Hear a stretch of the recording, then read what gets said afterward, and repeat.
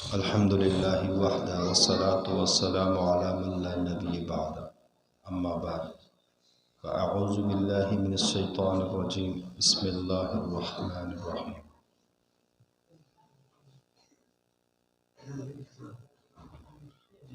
میرے محترم عزیز ساتھیوں، کچھ کہہ رہے تھے؟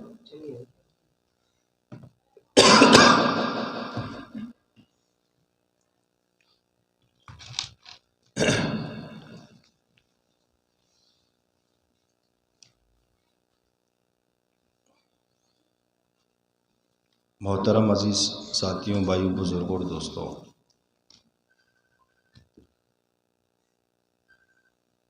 ہم سب پر اللہ جل شانہ کا احسان ہے۔ جیسے اس رب کی شان ہے ویسے ہی اپنے بندوں پر انعامات ہوتے ہیں، اللہ جل شانہ کے نوازشات ہوتی ہیں۔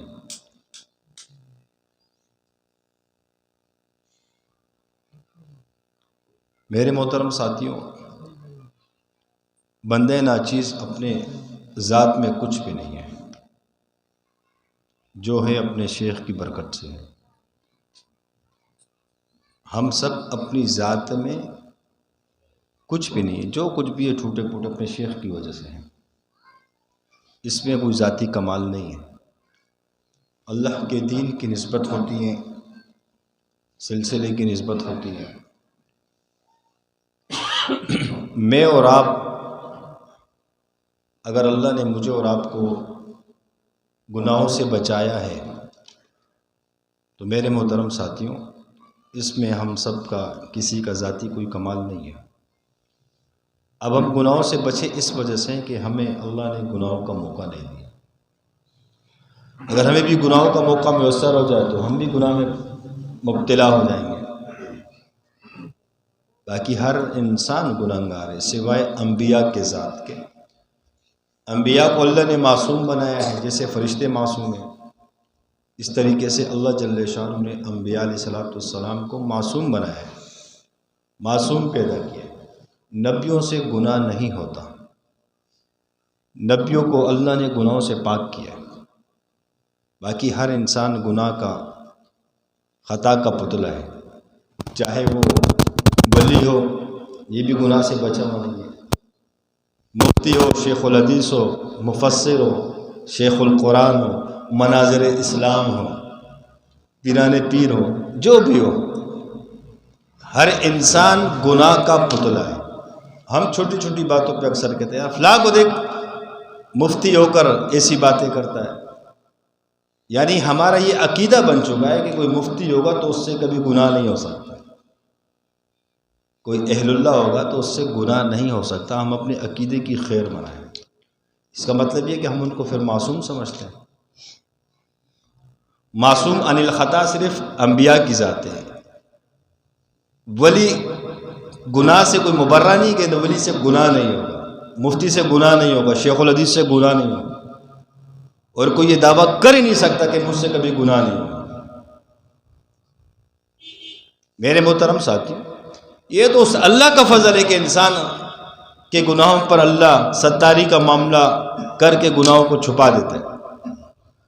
حضرت شیخ مولانا زکریا رحمۃ اللہ علیہ جب کراچی آتے مکی مسجد میں عصر سے مغرب کے درمیان مصافحہ کیا کرتے تھے، ان کے خلفاء آتے تھے، مرید آتے تھے، تبلیغی حضرات آتے تھے، سب سے مصافحہ ہوتا۔ ایک دن حضرت شیخ صاحب رحمۃ اللہ علیہ مصافحہ کرتے کرتے اب کمرے میں اندر چلے گئے۔ جو کراچی کے امیر تھے ان سے کہا دیکھو یہ لوگ لائن لگا کر کھڑے ہو کر جو مجھ سے مصافحہ کرتے ہیں یہ میری کوئی حیثیت نہیں ہے، فرق اتنا ہے کہ میرے رب نے میرے گناہوں پر پردے ڈال دیے، ان کے دل میں میرے لیے ادب احترام ڈال دیا، آج یہ مجھ سے ہاتھ ملانے کو شہادت سمجھتے ہیں۔ فرق اتنا ہے بس۔ میرے گناہوں پر کس نے پردے ڈالے؟ اللہ نے پردے ڈالے۔ میرے محترم ساتھیو، ہر انسان گناہگار ہے، کوئی یہ نہیں کہہ سکتا میں گناہگار نہیں ہوں۔ جتنا بڑا صوفی بن جائے، جتنا بڑا محدث بن جائے، جتنا بڑا شیخ الحدیث بن جائے، مفتی اعظم پاکستان بن جائے، یہ دعویٰ کوئی نہیں کر سکتا۔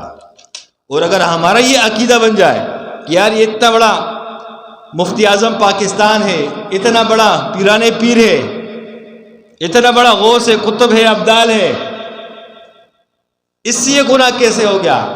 تو مطلب یہ کہ تو نے اس کو معصوم سمجھ لیا. اپنے عقیدے کی یہاں خیر منانی چاہیے. گناہ ہوگا، ولی سے بھی ہوگا، علماء سے بھی ہوگا،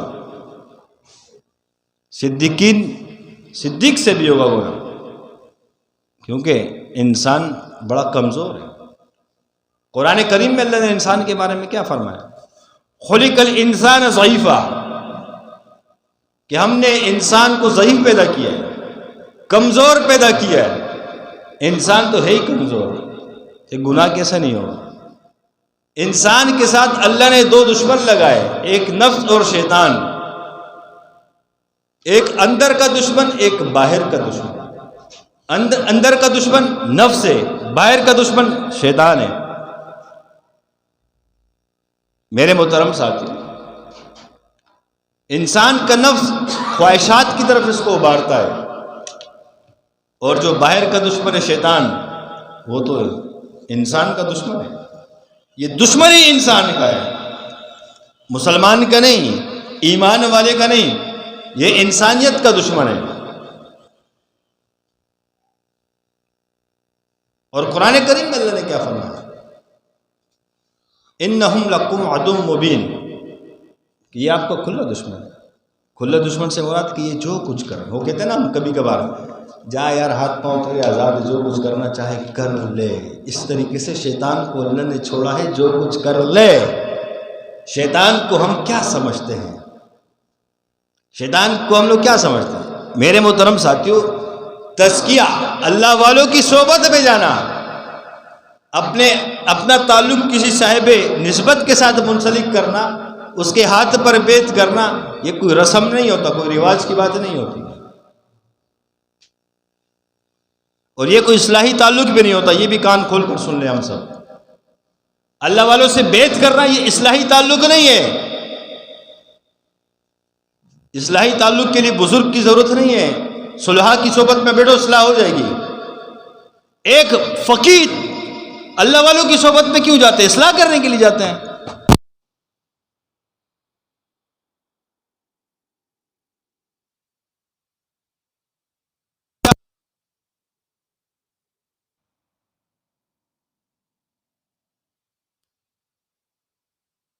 اس کے نفس کے لیے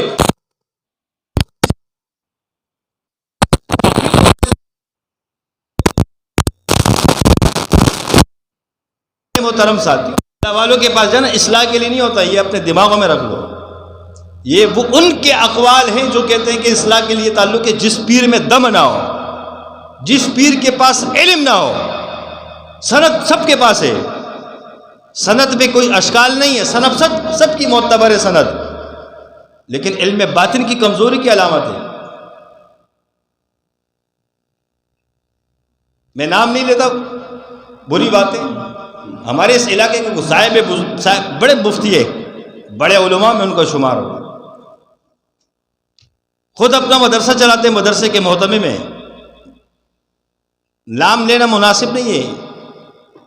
میری ملاقات ہوئی کہ تو باتوں میں مجھے کہتے ہیں کہ میرا بھی کسی فلاں بزرگ سے تعلق، اصلاحی تعلق ہے. میں نے کہا حضرت آپ علماء، مدرسے کے محتمم، آپ کو اصلاح کی کیا ضرورت ہے؟ لوگ آپ کے پاس آئیں گے اصلاح کرنے کے لیے. بھائی آپ کیوں جاؤ گے اصلاح کے لیے؟ آپ تو خود عالم ہو. واہ واہ واہ، عجیب کہانی ہے. عالم بھی اصلاح کے لیے جائے گا. لوگ علماء کی صحبت میں جائیں گے اصلاح کے لیے، سیکھنے کے لیے. میں نے کہا حضرت آپ کی یہ بات ہی بتاتی کہ آپ کو تصوف کا پتہ نہیں ہے، نہ آپ کے شیخ کو پتہ ہے، نہ آپ کا شیخ تصوف میں ماہر ہے. علم دو طرح کے، ایک علم ظاہر ہے اور ایک علم باطن ہے. علم ظاہر کو سیکھنے کے لیے مدرسے جاتے ہیں، علم باطن کو سیکھنے کے لیے اللہ والوں کے پاس جاتے ہیں. آپ نے تو یہ نہیں بولا کہ میں علم باطن سیکھنے جا رہا ہوں. اس کا مطلب یہ کہ نسبت تو ہے برکتی. ایک ہوتا ہے علم والا بزرگ، ایک ہوتا ہے برکت والا. دونوں کے اندر فرق ہوتا ہے. ایک ہے جس کے پاس علم ہے، ایک ہے جس کے پاس سند ہے. برکت والا ہی ہے. اکثر یہ تو نا ایک جماعت ہوتی ہے، جماعت میں بہت سے لوگ ایسے ہوتے ہیں، کچھ کام والے ہوتے ہیں، کچھ برکت والے ہوتے ہیں. تو اس طرح خانقاہوں کے اندر، تصوف کے اندر کچھ ایسے ہیں برکتی بزرگ، ان کی بزرگی کا انکار نہیں ہے، لیکن علمی طور پر میرے محترم ساتھیوں، میں نے کہا حضرت اللہ والوں کے ساتھ تعلق جو ہے نا وہ اصلاح کے لیے نہیں ہوتا ہے، وہ علم باطن کو سیکھنے کے لیے ہوتا ہے، تزکیہ نفس کے لیے ہوتا ہے کہ آپ کے نفس کا تزکیہ ہو جائے، آپ کا نفس مطمئنہ بن جائے، آپ کا نفس امارہ سے لوامہ، لوامہ سے مطمئنہ بن جائے. اس لیے اللہ والوں کے پاس جاتے ہیں، اس لیے نہیں جاتے اصلاح کے لیے، علم باطن کو سیکھنے کے لیے جاتے ہیں. کیونکہ آپ علیہ السلام نے حدیث جبرائیل کا مفہوم فرمایا کہ نماز ایسے پڑھو کہ تم اللہ کو دیکھ رہے ہو. یہ تو تمہیں علم ظاہر نے بتا دیا کہ نماز ایسے پڑھو کہ تم اللہ کو دیکھ رہے ہو. اب یہ دیکھو گے کیسے؟ یہ تمہیں علم باطن بتائے گا. یہ علم سیکھنے کے لیے اللہ والوں کے پاس جایا جاتا ہے، اصلاح کے لیے نہیں جاتے بندہ. حدیث پڑھنے کے لیے، حدیث کا متن پڑھنے کے لیے، اس کی عبارت پڑھنے کے لیے آپ نے صرف و نحو پڑھی، آپ علماء کے پاس گئے، آپ نے مدرسے میں پڑھا. اب اس کی تشریح کرنے کے لیے کہ اس کا مطلب کیا ہے کہ نماز ایسے پڑھو کہ تم اللہ کو دیکھ رہے ہو یا وہ تمہیں دیکھ رہا ہے یا اللہ تمہیں دیکھ رہا ہے. اب یہ سیکھنے کے لیے اللہ والوں کے پاس جایا جاتا ہے، اس علم کو سیکھنے کے لیے، اصلاح کے لیے نہیں. معذرت کے ساتھ کسی کو میری بات بری لگے، ایک دفعہ نہیں کروڑ دفعہ لگے، اللہ والوں کے پاس بندہ اس لیے جاتا ہے کہ میں نماز میں کھڑا ہوں، میں اللہ کی زیارت کروں. نماز میں تجلیوں کا جو ظہور ہوتا ہے وہ مجھے محسوس ہو، نظر آئے. قرآن کریم کی میں تلاوت کروں، اس پر جو سکینہ ملائکہ کا نزول ہوتا ہے، انوارات کا نزول ہوتا ہے، یہ مجھے محسوس ہو، یہ مجھے کیا ہو؟ محسوس ہو، دیکھ سکوں. اس کو سیکھنے کے لیے اللہ والوں کے پاس جایا جاتا ہے. صرف اس کے لیے نہیں کہ اصلاحی تعلق کے لیے، اصلاحی تعلق کے لیے تو خود عالم ہے، تو اب بس تقوی اختیار کر. بعض لوگ کہتے ہیں کہ اللہ والوں کی صحبت اختیار کرنے کا مطلب ہے تقوی اختیار کرنا ہے. میرے محترم ساتھیوں، وہ تو عام ہر مسلمان کو اللہ نے فرمایا کہ تقوی اختیار کرو، اس کے لیے اللہ والوں کی ضرورت تھوڑی ہے. یا ایھا الذین آمنوا اتقوا اللہ، ہر اے ایمان والو تقوی اختیار کرو.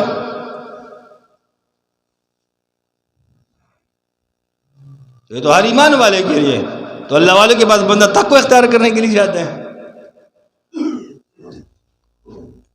یا علم معرفت سیکھنے کے لیے بندہ جاتا ہے، علم باطن کو سیکھنے کے لیے جاتا ہے. اس کی مثال یوں ہے،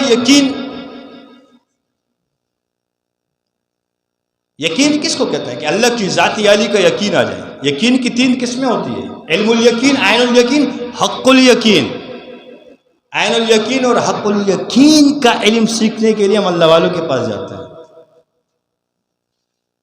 جیسے حدیث جبرائیل پہلے پڑھی کہ نماز اس طرح پڑھو کہ تم اللہ کو دیکھ رہے ہو، یہ علم الیقین ہے. آپ نے پڑھ لیا کتابوں سے، مدرسے میں احادیث مبارکہ سے پڑھ لیا آپ نے.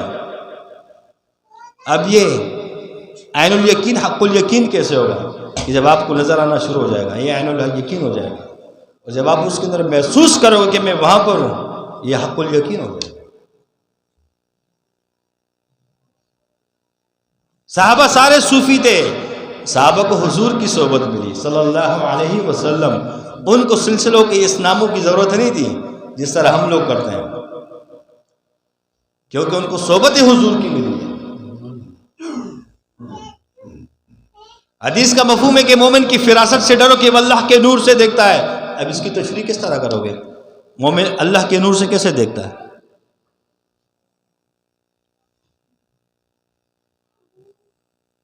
کہ جو حق عین الیقین اور حق یقین پر ہوگا وہ دیکھے گا اللہ کے نور سے.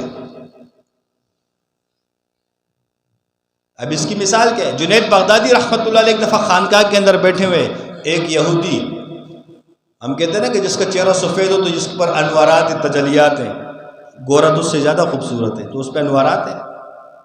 انوارات باطنی نگاہ سے دیکھا جاتا ہے، اس کے چہرے سے نظر نہیں آتے.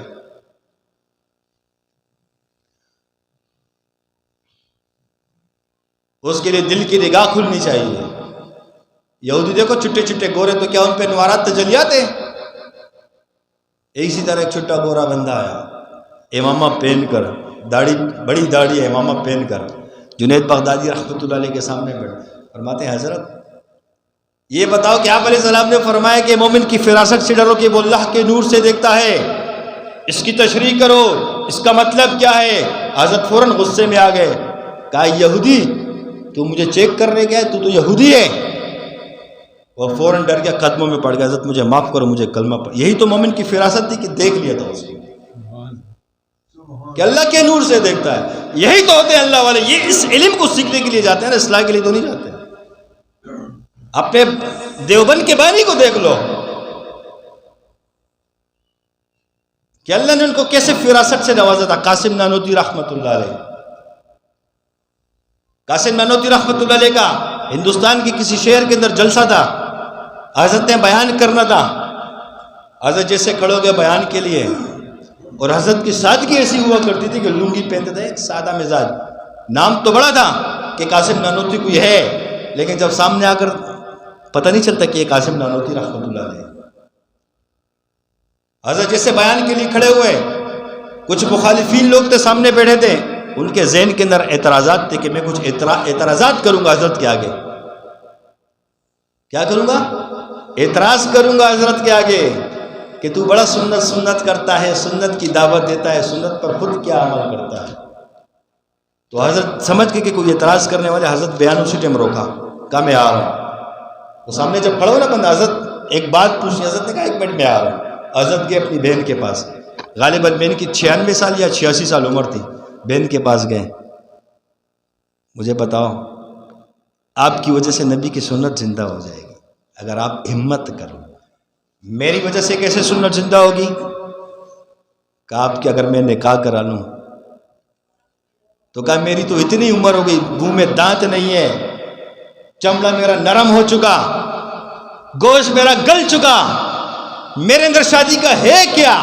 اب قاسم نانوتوی رحمۃ اللہ علیہ ترغیب دی، کہا دیکھو آپ کے اس عمل کی وجہ سے سنت زندہ ہو جائے گی۔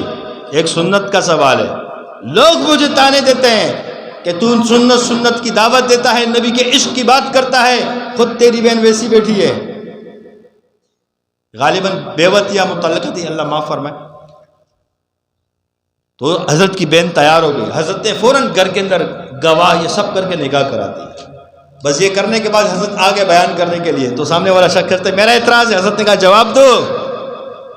کہا حضرت آپ جو سنت کی بات کرتے ہو، نبی کے طریقے کی بات کرتے ہو، نبی علیہ السلام کے طریقے کے مطابق زندگی گزارو، اس کی بات کرتے ہو، لوگوں کو دعوت دے، تو آپ کی خود بہن بیٹھی ہوئی، اس کی تو آپ نے نکاح نہیں کروایا۔ حضرت نے کہا الحمدللہ اس مجمع کے اندر اس کے نکاح کے گواہ موجود ہیں۔ اس کو کہتے ہیں مومن کی فراست۔ کس کی فراست؟ مومن کی فراست۔ میرے محترم ساتھیوں، یہ اللہ والوں کے پاس اس علم کو سیکھنے کے لیے جایا جاتا ہے۔ دیوبند کا الحمدللہ دیوبند کے اندر یہ فیض تھا، دیوبند کے اندر جو چپڑاسی تھا نا، وہ بھی نسبت والا تھا، اس کو بھی اللہ نے علوم باطنیہ سے نوازا ہوا تھا۔ آج کے دور میں بڑا بڑا بزرگ ہے، سند تو سب کے پاس ہے، لیکن علمی کمزوریاں موجود ہیں۔ قاسم نانوتوی رحمۃ اللہ علیہ کو کسی ایک مرید نے خط لکھا، علاقے والوں نے، حضرت سنا ہے کہ آپ شاہجہان پور تشریف لا رہے ہیں، حضرت ہمارے پاس گاؤں بھی آ جائے، ہمارے گاؤں میں اہل تشیع حضرات تھے، ان کا اثر رسوخ زیادہ ہے، بڑے بڑے زمیندار ہیں، ہم مسلمانوں پہ تھوڑا سخت حالات ہیں، ان کا رعب دبدبہ زیادہ ہے، زمینداری ان کی ہے۔ حضرت کچھ آپ آئیں گے، بیان کریں گے، آپ کے بیان کا اثر ہوگا، ممکن ہے ان کے دل نرم پڑ جائے، مسلمانوں کے ساتھ تھوڑا برتاؤ میں سختی کم ہو جائے۔ حضرت نے طے کر لیا کہ آؤں گا انشاءاللہ بیان کروں گا۔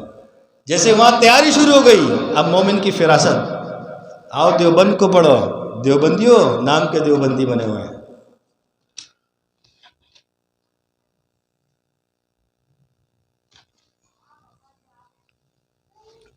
طے ہو گیا کہ حضرت کا بیان ہوگا۔ اب مائل تشیع کے اندر بھی کھلبلی مچ گئی کہ حضرت کا بیان ہوگا، تو حضرت نے ایک بیان کیا، کیونکہ حضرت کا نام تھا شکل سے بہت کم لوگ جانتے تھے، لیکن حضرت کا نام ایسا تھا کہ پورے ہندوستان کے اندر نام کا ڈنکا بجتا تھا، قاسم نانوتوی رحمۃ اللہ علیہ کا۔ اب انہوں نے کیا کیا اہل تشیع نے؟ اہل تشیع نے دہلی سے فلاں جگہوں سے جو نا 5-6 اپنے مجتہد بلائے، بڑے بڑے علماء، ان کے یہاں تو مجتہد ہوتے ہیں، ہمارے یہاں مجتہد نہیں ہے، ان کے یہاں تو ہر کوئی مجتہد ہے، ہمارے یہاں تو ہر کوئی مجتہد نہیں ہوتا نا۔ اب کیا بڑے بڑے مجتہد آ گئے، انہوں نے اپنی پلاننگ کی کہ جہاں جلسہ ہوگا 2 اس کونے میں بیٹھ جائیں گے، 2 اس کونے میں بیٹھ جائیں گے، 6-7 بندوں کی تشکیل کر دی، جگہ جگہ پہ پوائنٹ پہ بٹھا دیا۔ حضرت بیان کریں گے، پہلے وہ مجتہد اٹھے گا اہل تشیع کا، وہ حضرت کے آگے سوال کرے گا، دوسرا اٹھے گا سوال کرے گا، تیسرا اٹھے گا سوال کرے گا، لہٰذا حضرت جواب نہ دے سکیں گے کہ تو پورے مجمع میں حضرت کی واہ ختم ہو جائے گی، ہمارا سکہ مضبوط ہو جائے گا۔ اس کو کہتے ہیں مومن کی فراست۔ حضرت جیسے وہ دن آیا، وقت آیا، حضرت جیسے کھڑا بیان کے لیے، اس کے دل میں جو اعتراض ہے وہ اعتراض کرنے سے پہلے حضرت کہتے ہیں بیٹھ جا، وہ جو بات پوچھنا چاہ رہے ہیں اس کا جواب ٹھپ کر کے اس کو دیتے ہیں۔ دوسرا جو اٹھ کے کھڑا ہوتا ہے کہ میرا یہ اعتراض ہے، اس کو اعتراض کا موقع ملنے سے پہلے اس کے سارے جوابات دے دیتے ہیں۔ پورے مجمع کے اندر ایسے بیان کر کے آ جاتے ہیں کہ پورے اہل تشیع بہت سارے مسلمان ہو جاتے ہیں۔ اب اہل تشیع اور پریشان ہو جاتے ہیں کہ یہ کیا ہو گیا یار، یہ تو الٹی کہانی ہو گئی۔ جس کو اللہ نے فراست دی ہو نا کہ جو اللہ کے نور سے دیکھتا ہے ایسے ہوتا ہے۔ اب کیا ہوا؟ اب اہل تشیع نے کیا کیا؟ ایک ڈرامہ بازی کی، ایک نوجوان کو لٹا دیا، جنازہ بنا دیا۔ اور یہ واقعہ کس کے اندر لکھا ہے؟ دیوبند اہل حق کے واقعات میں اس کتاب میں یہ واقعہ لکھا ہے۔ کتاب کا نام ہے اہل حق، علماء اکرام کے واقعات۔ اب کیا ہوا؟ اب ایک بندے کو لٹا دیا، حضرت ایک بندے کا انتقال ہو کے جنازہ پڑھا تھا۔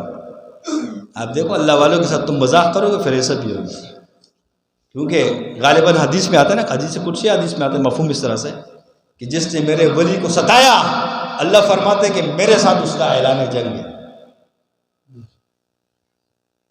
جو ولیوں کو ستائے گا اس کا جنگ اللہ کے ساتھ ہے، کسی اور ایک سود پر، کہ جس نے سود کیا اس کا میرے اور میرے حبیب کے ساتھ اعلان جنگ ہے، اور ایک جس نے میرے ولی کو ستایا اس کے ساتھ میرا اعلان جنگ ہے۔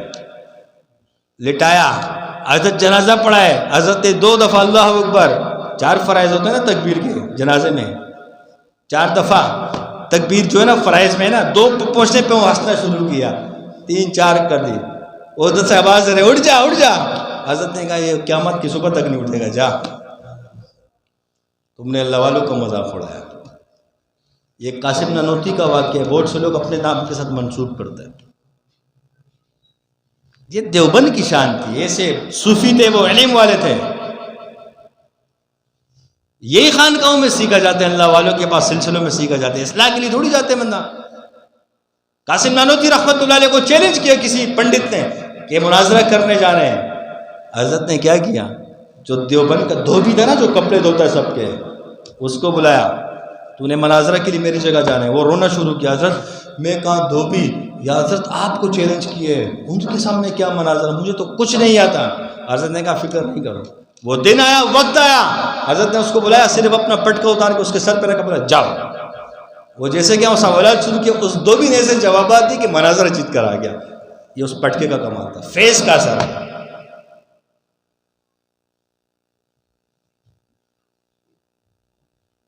ایک دفعہ ہندوستان کے آپ بیتی کے اندر یہ واقعہ موجود ہے، مولانا زکریا نے لکھا ہے، مشائخ چشت کے اندر بھی حضرت نے واقعہ لکھا، مولانا زکریا رحمۃ اللہ علیہ، حضرت کے شیخ مولانا زکریا کے شیخ خلیل احمد سہارنپوری رحمۃ اللہ کا واقعہ لکھا۔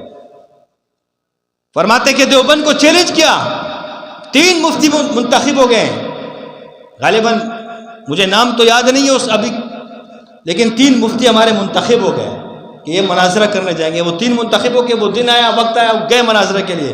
دیوبند کی مفتی جو گئے تھے مناظرہ کرنے کے لیے، وہ مناظرہ ہار رہے، دلائل نہیں دے پا رہے، زبانیں بند ہو گئی، لوگ بھاگتے ہوئے ہیں، سہارنپور آئے خلیل احمد سہارنپوری کے پاس، حضرت ہمارے والے تو جواب نہیں دے پا رہے۔ حضرت نے کہا اچھا۔ حضرت نے مراقبہ کیا، مراقبے میں اللہ نے ان کو دکھایا کہ یہ پیچھے سادھو ان کے پنڈت بیٹھے ہوئے جادو کا وار کریں۔ حضرت نے وہیں سے اٹھا کے ان کے جادو ان پہ پلٹا کر پھینکا، ان کی زبانیں کھلی، یہ سب دلائل دیے کہ مناظرہ جیت کر آ گیا۔ یہ دیوبند تھا، یہ علم باطن سکھایا جاتا تھا۔ میرے محترم ساتھ عرض کرنے کا مقصد یہ ہے کہ خانقاہوں میں علم ہوتا ہے، ہم برکت والے نہ بنے، علم والے بنے۔ علم کو سیکھنے کے کیا ذریعے؟ مدرسہ نہیں ہے صرف، کہہ صرف مدرسہ ہے، خواب میں بھی اللہ علم دیتا ہے، خواب بھی ہے، کشف بھی ہے، الہام بھی ہے، القاء بھی ہے، یہ بھی علوم کے ذرائع ہیں۔ فرق ہے کہ یہاں اس ذریعے سے علم حاصل ہوتا ہے۔ آپ علیہ السلام نے فرمایا کہ میں علم کا شیر، علی اس کا دروازہ ہے۔ کیا فرمایا کہ میں علم کا شیر، علی اس کا دروازہ ہے۔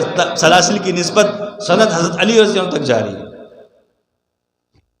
چشتیہ، سروردیہ، شتاریہ، قادریہ، اس کی سند کہاں تک جاری ہے؟ فقہ سے تو تصوف کی سند عالی ہے، ہمارے حنفی احناف کی سند کہاں سے آ رہی ہے؟ فقہ کی عبداللہ بن مسعود رضی اللہ تعالیٰ عنہ سے آ رہی ہے، اور تصوف کی سند خلفائے راشد سے آ رہی ہے۔ تو جس میں حضرت علی سے جو سند آ رہی ہے تو اس کے اندر علم نہیں ہوگا، سلسلے میں علم نہیں ہوگا، ہوتا ہے علم۔ جو بندہ ذکر کرتا ہے اللہ اس کو نوازتا ہے۔ آپ علیہ السلام نے فرمایا کہ جو شخص اللہ کے لیے 40 دن خاص کرتا ہے، اللہ اس پر علم اور حکمت کے چشمے جاری کرتا ہے، اس کے دل پر جاری کرتے اور دل پہ وارد کرتے، زبان سے جاری کرتا ہے۔ یہ حدیث ہے۔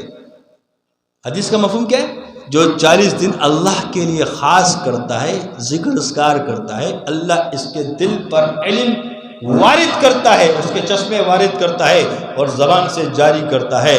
یہ چلہ کشی اس لیے ہوتی ہے، یہ چلہ کشی کے اندر تو سارا علم پوشیدہ ہے۔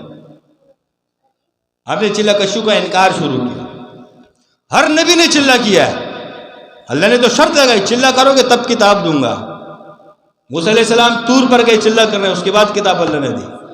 آپ علیہ السلام ابتدا میں گئے، غار حرا میں ذکر کیا۔ تمام نبیوں کی انتہا ہے پہاڑوں پہ جا کر ذکر کرنا، میرے اور آپ کی آقا کی ابتدا ہے پہاڑ پر جا کر ذکر کرنا۔ آپ دعوت نہیں دی ہے، سب سے پہلے ذکر کیا ہے غار حرا جا کر، چلہ کیا ہے، چلہ کشی کی ہے۔ چلہ کشی کی برکت سے اللہ نے قرآن کا نزول کیا ہے، قرآن نازل ہوا ہے، غار حرا میں پہلی وحی نازل ہوئی ہے۔ ہماری سمجھ میں چلہ کشی سے کیا ملتا ہے؟ میرے محترم ساتھ بزرگوں نے چلہ کشی ذکر کیا ہے، ذکر سے ہی اللہ پاک جو ہے نا علوم عطا فرماتے ہیں، ذکر سے علم حاصل ہوتا ہے۔ اللہ والے ہم سے ذکر کراتے ہیں، اس ذکر کی برکت سے اللہ پاک اس پر علم جاری کرتا ہے۔ جتنے بھی بزرگ گزرے ہیں سارے صوفی، متقدمین سے لے کر دیکھ لو متاخرین تک، دیوبند تک آؤ، سارے آپ کو صوفی نظر آئیں گے، ہر عالم آپ کو صوفی نظر آئے گا۔ علامہ سیوطی کو دیکھ لو، امام ابو حنیفہ، امام مالک، امام شافعی، امام احمد بن حنبل رحمۃ، یہ سارے صوفی بزرگ تھے۔ ابن عربی، یہ سارے صوفی سے تصوف والے تھے۔ بلکہ امام مالک کا تو یہ قول ہے، فرماتے ہیں کہ جس نے علم حاصل کیا، علم کے بعد یہ صاحب نسبت کی جو نا بیعت کرے گا، ورنہ اس کے لیے اس کا علم اس کو گمراہی کی طرف لے جائے گا۔ اب بتاؤ، امام مالک کا قول ہے۔ قاسم نانوتوی فقیہ ہے، حاجی امداد اللہ مہاجر مکی کی صحبت میں بیٹھے۔ اشرف علی تھانوی فقیہ ہے، اس کے باوجود حاجی امداد اللہ مہاجر مکی کی صحبت میں بیٹھے۔ رشید احمد گنگوئی اتنے بڑے فقیہ بیٹھے کس کی صحبت میں؟ حاجی امداد اللہ مہاجر مکی رحمۃ اللہ علیہ۔ پورے دیوبند کا پیر کون ہے؟ حاجی امداد اللہ مہاجر مکی، جنہوں نے درس نظامی نہیں پڑھا تھا، جنہوں نے مدرسہ نہیں پڑھا تھا، جنہوں نے علم ظاہر نہیں پڑھا تھا، لیکن علم سے کیسے مالا مال تھا؟ ذکر کی برکت سے اللہ نے علم سے نوازا تھا۔ اتنے بڑے اشرف علی تھانوی اس کے مرید بنے، قاسم نانوتوی اس کے مرید بنے۔ کسی نے سوال کیا قاسم نانوتوی سے، اشرف علی تھانوی سے، کہ آپ کا شیخ نے مدرسہ نہیں پڑھا، علم ظاہر نہیں پڑھا، کیوں اس کی صحبت میں بیٹھے؟ آپ تو اتنے بڑے فقیہ ہو۔ فرمایا ہمیں تو یہ پتہ ہے کہ یہ سیب ہے، یعنی علم ظاہر نے پتہ بتا دی نا کہ یہ نماز ہے، اللہ کیسے دیکھو گے؟ ہمیں یہ پتہ ہے کہ سیب ہے، اس کا ذائقہ کیسا ہے، کس طرح میٹھا ہے، اس ذائقے کو سیکھنے کے لیے حاجی صاحب کی صحبت میں جاتے ہیں۔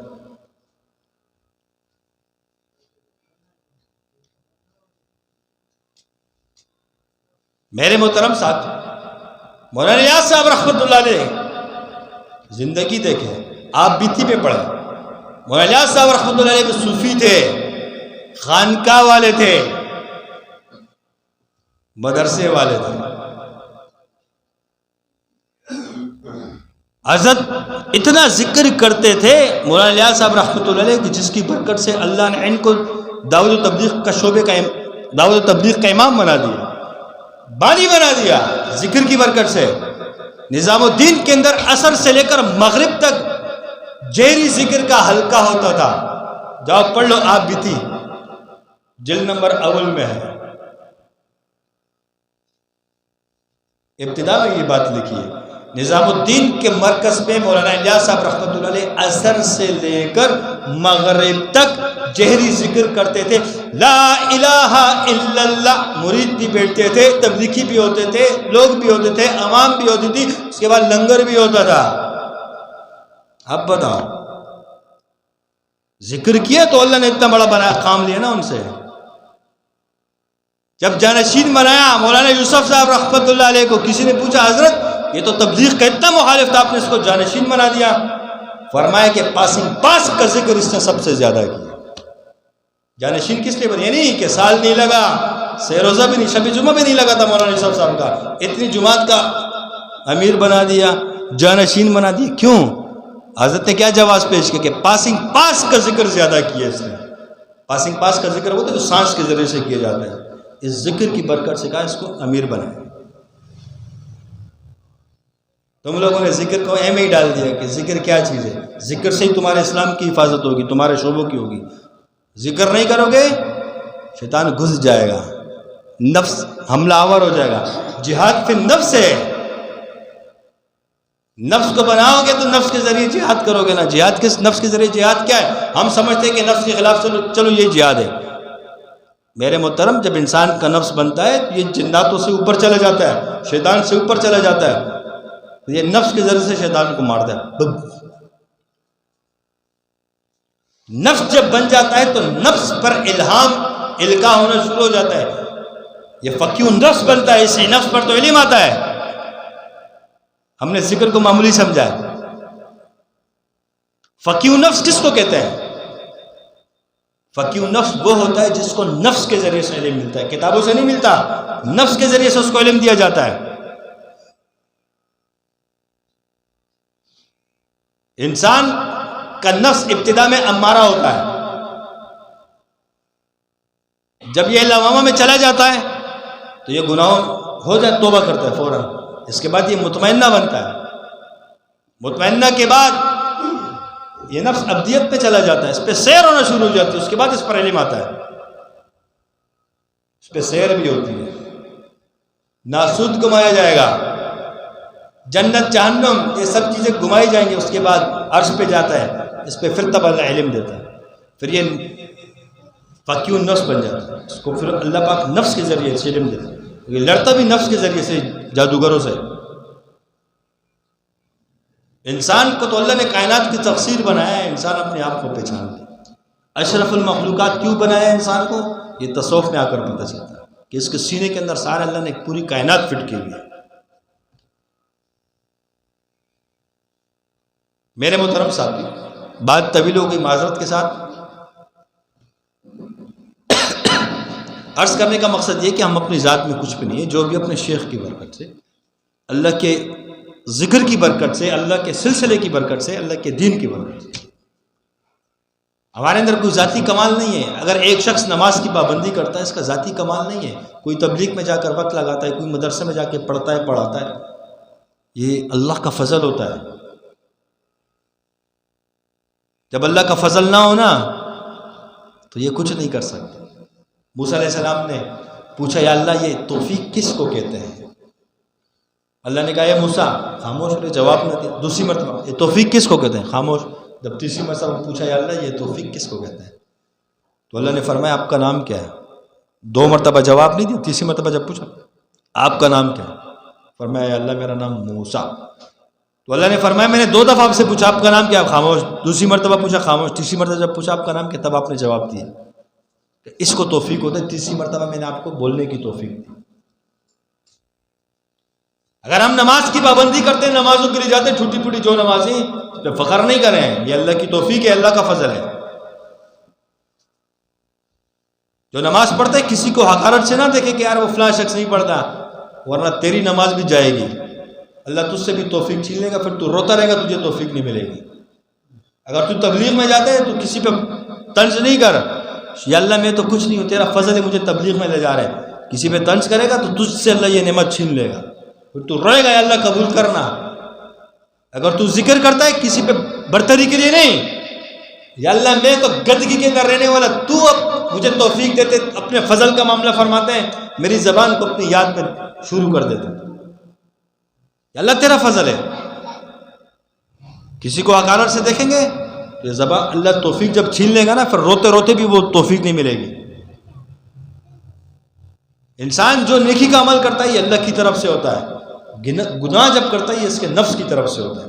کبھی ہم اپنے آپ کو نیکوکار نہ سمجھے، زیادہ نیکوکار تقویدار دماغ میں رکھو، یہ خشکا نہیں بنے. تقوی یہ کہ گناہوں سے اپنے آپ کو بچاؤ، اور کمال تقوی یہ کہ گناہوں کے اندر رہ کر بھی گناہ سے بچے رہو، یہ کمال ہے. یہ زیادہ ہے تقوی کی آڑ کے اندر جو نا بھوت سوار ہو جاتا ہے، تو گناہ کے اندر رہ کے اپنے آپ کو بچا، یہ کمال پہ چلا جائے گا. میں بازار نہیں جاتا، لیڈیز زیادہ ہوتی ہیں تو تم بدنگاہی نہ کرنا. کمال تو یہ کہ تم ان کے اندر رہ کے بھی گمراہی سے بچ جائے، یہ کمال ہے. دیکھو نا، چوتھا کلمہ بازار میں پڑھو 10 لاکھ نیکیوں کا اجر ہے. کتنی؟ 10 لاکھ نیکیوں کا اجر ہے. مسجد میں جا کے پڑھو 10 نیکی ملے گی. کیوں؟ مسجد میں تو ماحول ہے، گناہ نہیں ہے، سب چیز نہیں ہے، آرام سے آپ پڑھ رہے ہو ماحول کے اندر بیٹھ کے، تو وہاں اجر 10 ہے. ایک مرتبہ پڑھو گے 10 نیکیاں ملیں گی، یا غالباً 100 نیکیاں ملیں گی. اللہ کو ہم پیشی معاف فرمائے. اور یہی چوتھا کلمہ بازار میں پڑھو گے 10 لاکھ نیکیاں ملیں گی. تو جب اپنے آپ کو بچاؤ گے تقوی سمجھ کر، اور جب گناہوں کے اندر رہ کے اپنے آپ کو بچاؤ گے تو نور لانا نور ہو جائے گا.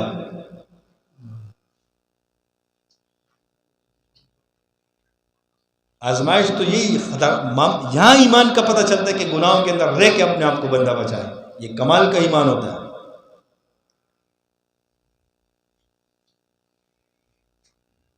میرے محترم ساتھ، اگر ہم نیکی کا کچھ کام کرتے ہیں یہ اللہ کی توفیق سے کرتے ہیں، اس میں ہمارا کوئی ذاتی کمال نہیں ہوتا. لہٰذا اپنے نیکی کر یا اللہ شکر ہے تو نے مجھے نیک عمل کرنے کی توفیق عطا فرمائی، میں تو اس قابل نہیں. شکر ادا کریں. گناہ سرزد ہو جائے فوراً توبہ کریں، یا اللہ میرے نفس کے ہاتھوں، شیطان کے ہاتھوں میں نے یہ گناہ کر لیا، اللہ تو مجھے معاف کر دے. یہ نہیں بولے یا اللہ تو نے مجھے توفیق دی میں نے گناہ کی، نہیں، یا اللہ میرے نفس اور شیطان کے بہکاؤ میں آ کر یا اللہ تیری ناراضی والا یہ عمل مجھ سے ہو گیا، تو مجھے معاف کر دے. اور جب چھوٹی نیکی ہو جائے، بڑی ہو جائے، عاجزی انکساری کے ساتھ، یا اللہ میں تو کچھ نہیں ہوں، تو فضل نہ فرماتا مجھ سے نیکی کا کام نہ ہوتا، تو نے فضل فرمایا تو مجھ سے نیکی کا کام لیا، باقی میری کوئی حیثیت نہیں ہے. انسان نیکی کرتا ہے اللہ کی رضا کے لیے، کسی پہ برتری ثابت کرنے کے لیے نہیں. اور انسان گناہوں سے بچتا ہے تو تب بھی اللہ کے لیے. باقی نفس اور شیطان یہ دو دشمن قیامت تک چلتے رہیں گے. نفس اور شیطان سے جنگ ہے تیری جاری، کبھی اس کا پلہ باری کبھی تیرا پلہ باری، بس کبھی تو اس پہ غالب آئے گا کبھی تجھ پر یہ غالب آئے گا. مجھے معین اختر کی وہ بات یاد آ گئی. جنید جمشید رحمۃ اللہ علیہ جب تبلیغ میں نئے لگے، داڑھی رکھ دی، اس کے بعد پھر داڑھی کٹوا دی تھی. تو بہت سے لوگ ہوتے ہیں نا، تبلیغ کا نام بدنام کر دی، داڑھی بدنام کر دی. دعا نہیں کریں گے یا اللہ تو اس پہ اپنے آرام کا معاملہ فرما، داڑھی میں کیسے خوبصورت تھا، یا اللہ تو اس کو توبہ کی طرف لے جا. یہ نہیں بولیں گے یہ سے یہ کرتے ہیں، ذکر کرتا ہے یہ کرتے ہیں، تبلیغ میں جاتے یہ کرتے ہیں. دعا کرو، کسی کے اندر عیب دیکھو دعا کرو، حقارت سے دیکھو کہ یہ عیب تمہارے اندر اللہ ڈال دے گا، یہ عیب تمہارے اندر پیدا ہو جائے گا، پھر روتے رہو گے. معین اختر سے پوچھا، معین اختر جو کامیڈی اسٹیج کا کرتا تھا، ڈرامے. معین اختر سے پوچھا کسی نے کہ وہ جنید جمشید کے بارے میں آپ کا کیا خیال ہے کہ وہ داڑھی رکھی اور جو ہے نا تبلیغ سے بھی کٹ گیا، داڑھی دوبارہ نبی کی سنت کاٹ دی. یار ہم سے تو معین اختر زبردست تھا، کیسے پیارا جواب دیا. سنو، معین اختر کہنے لگا مسئلہ یہ نہیں ہے، مسئلہ یہ ہے کہ اس کے ساتھ نفس بھی ہے، شیطان بھی ہے. یہ بیچارہ ان دونوں سے لڑ رہا ہے. پہلے یہ شیطان اور نفس پر غالب آ گیا تھا، اس نے رکھ لی تھی داڑھی. اب وہ ان پہ غالب آ گئے، کٹوا دی. انشاءاللہ امید ہے کہ اب یہ نفس پر پھر غالب آ جائے. یعنی آن ایئر اس سے ٹیلی ویژن پہ کسی نے پوچھا، کیسی پیاری بات کی. میرے محترم ساتھیو، یہ نہیں ہے، باقی اللہ نے ہر کسی کی ایک ڈیوٹی لگائی ہوئی ہے. ہمیں یہ نہیں کہ تم کہہ دو کہ ہمارے ساتھ بندہ جڑ جائے، یہ غلط بات ہے. تبلیغ کا مقصد کیا ہے؟ تبلیغ کا مقصد یہ ہے کہ تبلیغ کی برکت سے دین کے تمام شعبے زندہ ہو جائے. تبلیغ کا مقصد یہ نہیں کہ تم میرے ساتھ جڑ جاؤ. ملفوظات پڑھ لے. مولانا الیاس صاحب رحمۃ اللہ علیہ کا کیا مشن تھا کہ ہماری اس تحریک کا مشن کیا ہے؟ میرا دل چاہتا ہے کہ اس کا نام میں تحریک ایمانی رکھوں. کیا رکھوں؟ تحریک ایمانی رکھوں. موجودہ جتنے بھی دین کے شعبے ہیں، دین مٹتا ہوا جو نظر آ رہے ہیں، تو یہ موجودہ دین یہ نہیں کہ یہ کارگر نہیں ہے، تمام شعبے کارگر ہے، دین کی اشاعت کا کام ہو رہا ہے، لیکن یہ کافی نہیں ہے. تو ہمیں ایسی ایک تحریک بنانی چاہیے کہ جس کی وجہ سے ہر بندہ دین کے ساتھ جڑ جائے. اس بنیاد پر تحریک کا کام شروع کیا. اس لیے تھوڑی کہ ہر بندہ میرے ساتھ جڑ جائے. اگر ایک بندہ تبلیغ میں لگا، بعد میں وہ مدرسے میں پڑھنا شروع کیا، تو شکر ادا کرو، تبلیغ کا مشن پورا ہو گیا. اس بندے کو مدرسے میں پڑھنا شروع کیا، عالم بن جائے گا. اب اس کی مرضی کہ اللہ مجھ سے کیا مدرسے کا کام لیتا ہے، خانقاہ کا کام لیتا ہے، کوئی اور کام لیتا ہے. بس اللہ نے اس جماعت کا مشن پورا کر دیا، یا اس کو تبلیغ کے اندر جوڑ کے مسجد پھیلانے کا ذریعہ بناتا ہے. ہر بندہ دین کا کام کر رہا ہے. نبی کا کام صرف دعوت اور تبلیغ نہیں. میں اکثر کہتا ہوں، یاد رکھو، جہاد کرنا بھی نبی کا کام ہے. نبی نے تلوار چلائی ہے تو نبی کی طرف تلوار اٹھانا بھی جہاد نبی کا کام ہے. نبی علیہ الصلوۃ والسلام دنیا، ہم یہ بڑے شوق سے بیان کرتے ہیں کہ نبی دنیا سے جا رہے، گھر میں تیل نہیں ہے. یہ بیان نہیں کرتے کہ نبی دنیا سے تشریف فرما رہے، گھر میں غالباً 17 کے کچھ تلواریں بھی لٹک رہی ہے. تیل تو نہیں ہے لیکن تلواریں موجود ہے گھر کے اندر. تلوار نظر نہیں آتی تو تلوار لٹکانا بھی گھر میں نبی کا کام ہے. یہ بھی نبی والا کام ہے. اسلحہ رکھنا بھی نبی والا کام ہے. دعوت دینا بھی نبی کا کام ہے. اللہ کے نبی نے فرمایا کہ مجھے اللہ نے معلم بنا کر بھیجا. جو مدرسے میں پڑھاتے ہیں یہ بھی نبی والا کام کر رہے ہیں. جو خانقاہوں میں تزکیہ کراتے ہیں یہ بھی نبی والا کام کر رہے ہیں. جو تبلیغ میں جا رہے ہیں یہ بھی نبی والا کام کر رہے ہیں. جو دم ڈالتے ہیں، یوں کرتے ہیں، یہ بھی نبی والا کام ہے. آپ علیہ الصلوۃ والسلام جب کسی کی عیادت فرماتے ہیں دم ڈالتے، یہ بھی نبی کا طریقہ ہے. نبی علیہ السلام نے مسجد نبوی کے اندر شیاطینوں کو پکڑا، کڑے لگا کے پلر سے باندھا. یہ شاذب جو کرتے ہیں یہ بھی نبی والا کام ہے. یہ کوئی یہودی کا کام نہیں، نبی والا کام ہے. آپ علیہ الصلوۃ والسلام عبداللہ بن مسعود کو ساتھ لے کر گئے. کس کو؟ عبداللہ بن مسعود رضی اللہ ساتھ جا رہے ہیں. اور آپ علیہ الصلوۃ والسلام خود صحابہ سے ملاقات کرنے جا رہے ہیں. کون سے صحابہ؟ جو جنات تھے. جناتوں میں بھی صحابہ ہوتے ہیں نا، جنہوں نے نبی علیہ السلام کے ہاتھ پر کلمہ پڑھا، ایمان لے کر آئے. آپ علیہ السلام جناتوں کو دعوت دینے گئے. عبداللہ بن مسعود رضی اللہ ساتھ میں تھے. آپ علیہ السلام نے آیت الکرسی کا کڑا لگایا، عبداللہ بن مسعود رضی اللہ کو بٹھایا، بیٹھو میں جناتوں سے ملاقات کر کے آیا. ملاقات کر کے دعوت دے کے واپسی پوچھا کہ کیا احوال ہے؟ فرمایا یا رسول اللہ، یہ جو آپ نے دائرہ لگایا اس کے بار بار جنات آ رہے تھے، اندر نہیں آ سکتے تھے. تو یہ نبی والا کام ہے جو کڑا لگانا. ایک صحابی نے کیا پڑھا؟ افحسبتم انما خلقناکم عبثا وانکم الینا لا ترجعون. یہ پڑھ کر کہ کان میں دم کیا. اب نبی کے طریقے بتا رہا ہوں. جب دم کیا تو آپ علیہ السلام نے پوچھا اپنے صحابی سے کیا پڑھا؟ فرمایا یا رسول اللہ یہ آیات پڑھی. آپ علیہ السلام نے فرمایا کہ آپ کی اس آیات کو پڑھنے سے، اس کے کان پر دم کرنے سے اس کے جسم میں جن تھا وہ جل گیا. جنات، اب یہ تو اس میں 3 چیزیں ثابت ہو گئی.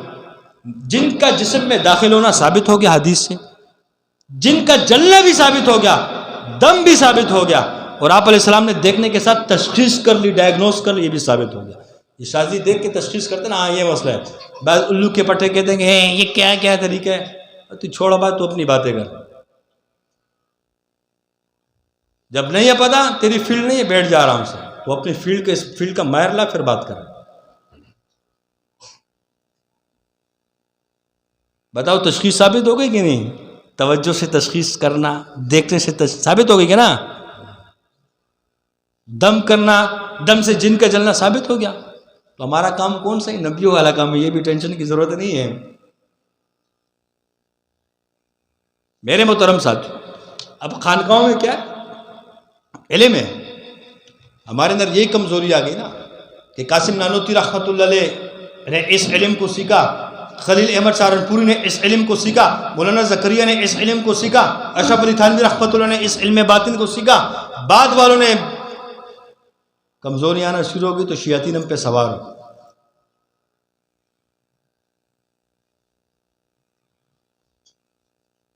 ایک دفعہ کی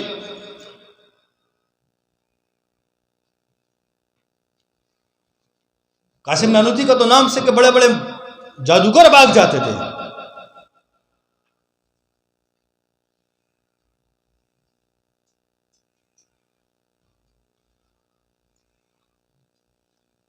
میرے محترم ساتھیوں، یہ علم باطن ہوتا ہے. علم باطن اللہ نے 2 علوم پیدا کیے، علم ظاہر، علم باطن. موسیٰ علیہ السلام، خضر علیہ السلام. موسیٰ علیہ السلام کو اللہ نے کون سا ظاہر میں، خضر علیہ السلام کو اللہ نے علم باطن سے نوازا. اب وہ بھی نبی ہے، وہ بھی نبی ہے، دونوں نبی ہیں. دونوں کی ڈیوٹیوں میں فرق ہے. دونوں ساتھ بھی چلے ہیں، کشتی میں بھی بیٹھے ہیں، لیکن ڈیوٹی میں فرق ہے کہ نہیں؟ خضر علیہ السلام نے کشتی کا پٹا توڑا. موسیٰ علیہ السلام اللہ کے جلالی پیغمبر ہے. پوچھا کیوں؟ کہا چپ، بات کرنا ممنوع، شرط لگی ہماری کہ بات نہیں کرو گے، سوال نہیں کرو گے. اب اس نبی کو کس علم سے اللہ نے نوازا؟ وہاں جا کے دیوار چڑھا دی، بچے کو قتل کر دیا. دونوں نبی ہے. موسیٰ علیہ السلام پوچھتے رہے، سوال کرتے رہے. کہ ہماری اور آپ کی شرط ہوئی کہ سوال نہیں کرنا. یہ اللہ نے بھیجا تھا. قرآن کے اندر پورا واقعہ موجود ہے. مچھلی لے جاؤ، مچھلی جہاں گر جائے گی وہاں چلے جانا، پورا واقعہ تفصیل سے موجود ہے. فرق بتا دوں کہ علم ظاہر، علم باطن یہ ڈیوٹی ہوتی ہے. ہر بندے کی اپنی ڈیوٹی. کسی سے اللہ مدرسے کی ڈیوٹی لے گا اور اس کا دل مدرسے میں لگا رہے گا. یعنی ہر بندے پہ اپنے ایک جنون ہوگا. کسی کا جنون مدرسے پہ ہوگا اس کا. ہم تو یہ کہتے ہیں کہ اللہ نے جس شعبے میں جس کو جوڑ دیا، اپنے شعبے میں عاشق بن کر کام کرو گے، اللہ تمہیں ترقیوں سے نوازے. یہ سب ایک ہے، اس کے اندر تفریق نہیں ہے. نبی کے دین کے اندر تفریق کوئی نہیں. ہر بندے اپنے مدار کے اندر کام کرے. ہر بندے کی اللہ نے رجال الغیب پیدا کیا. لکل فن رجال، اللہ نے ہر فن کے لیے اس کے رجال کو پیدا کیا.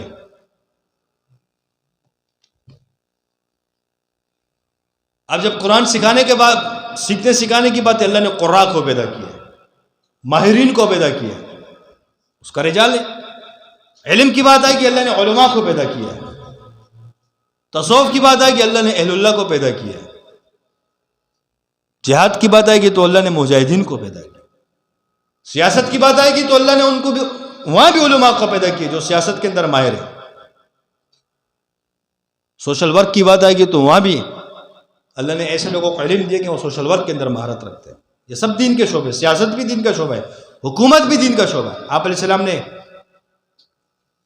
حکومت کی، سزائیں دی، تو یہ حکومت سنبھالنا بھی نبی کا کام ہے. سیاست کرنا بھی نبی کا کام ہے. امیر معاویہ رضی اللہ عنہ کو سیاست کا بادشاہ مانا جاتا ہے. ہمارے خلفائے راشد کی حکومت کو آج دنیا، عمر لا، سارا نظام ہمارا لے کے، ایسے اللہ نے ان کو حکومتیں دی تھی. ایسے یہ سارے مسلمانوں کے کام ہے. یہ تو نہیں کہ ایک شعبہ نبی کا کام ہے. ہر کام نبی کا کام ہے. ہر سے مراد جو نبی نے کیے ہیں، جو صحابہ نے کیے ہیں. جتنے بھی دین کے شعبے، سب دین کے شعبے سارے نبیوں والے کام ہے. دماغ میں جو سیاست کے اندر لگا ہو تو اس کو ہم برا بلا نہ کریں. سیاست کرنا بھی دین کا شعبہ ہے. سیاست اور عملیات کو موجودہ دور میں بڑا ایک حقارت سے دیکھا جاتا ہے. اگر یہ سیاسی علماء نہ ہو نا تیرے پاکستان کے اندر کیا سے کیا ہو جائے، یہ صوفی نہ ہو نا کہ تو شیاطین اور تم پر ایسے جادوگر وار چلنے لگے نا کہ تم ان کے آگے غلام بن جاؤ. یہی اہل اللہ ہوتے جس کو اللہ نے علم باطن سے نوازا تو دن رات تمہاری کاٹے کر رہے ہوتے ہیں. یہ کوئی ایویں کی بات نہیں ہے. اور یہ اگر ظاہری علماء نہ ہوں گے تو جہالت آ جائے گی. علم کیسے پتہ کیسے چلے گا کہ یہ بیوی یہ بہن یہ ماں ہے؟ تبلیغ نہیں ہوگا تو یہ چور ڈاکو کیسے ہدایت پر آئیں گے؟ جہاد نہیں ہوگا تو مسلمان بہن کے پردے کی لاج کون کیسے رکھے گا؟ سیاست نہیں ہوگی تو اللہ کے احکامات کو کیسے نافذ کیا جائے گا؟ قرآن کے قانون کو. سوشل ورک نہیں ہوگا تو مسلمانوں کی خدمت کیسے کی جائے گی؟ میرے محترم ساتھیوں، سارے دین کے کام ہیں، اس کے اندر فرق تفریق نہیں ہے. بہرحال عرض کرنے کا مقصد یہ تھا کہ محترم ساتھیوں، ہم اللہ والوں کی صحبت میں جاتے ہیں علم کو سیکھنے کے لیے. ہم جو ذکر کرتے ہیں لا الہ الا اللہ، یہ بھی علم کو سیکھنے کے لیے ہوتی ہے، کوئی رسمی طور پر نہیں ہوتا کہ رسم ہے. اب بعض لوگ برکت والے ہوتے تو ان کو پتہ نہیں ہے. یہ علم کو سیکھنے کے لیے ذکر کیا جاتا ہے. انسان جب علم کو سیکھنے کے لیے کرتا ہے اس کا درجہ بڑھ جاتا ہے. اب ایک قرآن پڑھتا ہے الف با تا ثا، اس کا تکرار کرتے ہیں، آیاتوں کا تکرار کرتے ہیں، آیاتوں کے جز پڑھ کے تکرار کرتے ہیں، تو یہ علم کو سیکھنے کے لیے ہوتا ہے، اس کو یاد کرنے کے لیے ہوتا ہے، اس کے علوم کو سیکھنے کے لیے ہوتا ہے. اس کا مطلب یہ نہیں کہ وہ رسم ہے، اس کا مطلب یہ نہیں کہ وہ ناجائز کام کر رہے ہیں. تو اسی طریقے سے ذکر کا ہم تکرار کرتے ہیں، اپنے طریقے سے کرتے ہیں، لطائف پر کرتے ہیں. تو یہ علم کے حصول کے لیے ہوتا ہے کہ اس سے علم حاصل ہو. یہ کوئی رسم رواج کا کام نہیں ہوتا.